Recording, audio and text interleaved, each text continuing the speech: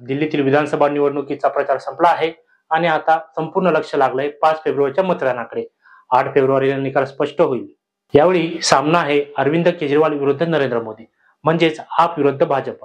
काँग्रेस देखील स्पर्धेत आहे, पण ती बॅकफुटवर गेल्याचं दिसतं. या निवडणुकीत महत्त्वाचे मुद्दे कोणते असतील? केजरीवाल सरकारच्या मोफत योजना, भाजपचा विकास आणि कर सवलतीचा अजेंडा, मध्यमवर्गीय आणि महिला मतदारांचा कल, भाजपसाठी मोदींचा करिश्मा, हे आहेत महत्त्वाचे मुद्दे.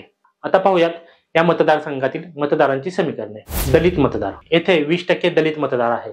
आपचा पारंपरिक मतदार वर्ग, पण काही जण भाजप काँग्रेसकडे वळतील अशी शक्यता आहे. मुस्लिम मतदार, 13% मुस्लिम मतदार आहे. मागील 2 निवडणुकांमध्ये या मतदाराने आपला साथ दिली होती. यावेळी हा काही प्रमाणात काँग्रेसकडे झुकलेला दिसतो आहे. मध्यमवर्गीय मतदार 40% आहे.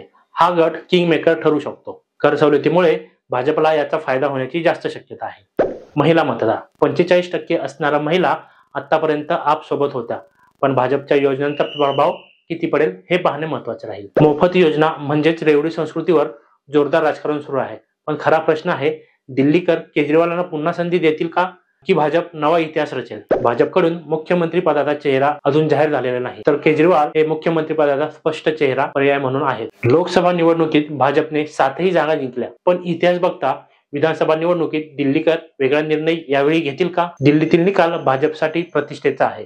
आप सत्ता राखेल की भाजप विजयी होईल? तुम्हाला काय वाटतं? कमेंट करा, सांगा तुमचं मत. धन्यवाद.